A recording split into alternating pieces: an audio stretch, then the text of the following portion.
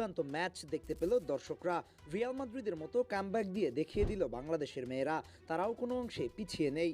আজ বাংলাদেশ সময় দুপুর 1টায় থাইল্যান্ডে সাফ ওমেন্স ফুটসাল চ্যাম্পিয়নশিপে ভুটানের বিপক্ষে মাঠে নামে বাংলাদেশ নারী ফুটসাল দল। ম্যাচের 5ম মিনিটে গোল হজম করে বাংলাদেশ। এরপর আক্রমণ পাল্টা আক্রমণ চলতে থাকে।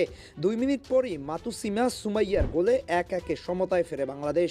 প্রথমার্ধের অসাধারণ পারফরমেন্স করে সাবিনা সুমাইয়ারা বরাবরের মতো আজও অসাধারণ পারফরমেন্স করে স্বপ্না আক্তার ঝিলি, যার অসাধারণ সেভ বারবার বাঁচিয়ে দেয় বাংলাদেশকে। প্রথমার্ধের বাকি সময় গোলহীনভাবেই কাটাতে হয় দুই দলকে।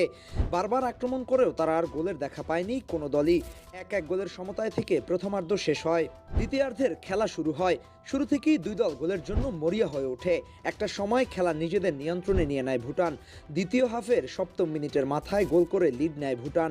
এরপর আক্রমণাত্মক খেলতে শুরু করে বাংলাদেশ। সুমাইয়ার একের পর এক শট রুখে দিতে থাকে ভুটানের গোলকিপার ও ডিফেন্ডাররা। 10 মিনিটের মাথায় সাবিনার ভুলে কাউন্টার অ্যাটাকে গোল করে ব্যবধান বাড়িয়ে ফেলে ভুটান। 3-1 গোলের লিড নিয়ে নেয় তারা।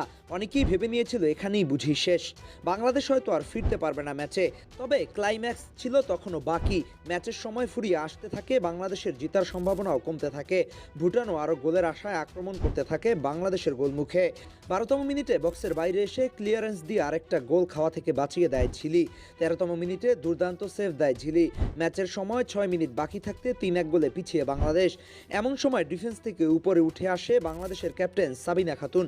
15তম মিনিটে গোল করে দলকে লিড এনে দেন তিনি। এরপর আবার দুই দল আক্রমণ পাল্টা আক্রমণ চালাতে থাকে।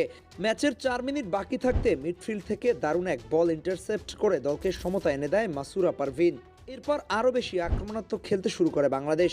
ম্যাচের 3 মিনিট বাকি থাকতে 2 ভার্সেস 1 সিচুয়েশনে পড়ে বাংলাদেশ, কিন্তু ঝিলির অসাধারণ সেভে রক্ষা পায় বাংলাদেশ। কিছুটা আহত হন ঝিলি, মেডিকেল টিম তাকে রেস্ট নিতে বললেও দলের জন্য ঝিলি খেলা চালিয়ে যান। একেই বুঝি বলে দেশপ্রেম। এরপর একের পর এক আক্রমণ চালিয়ে আর কোনো গোলের দেখা পায়নি বাংলাদেশ।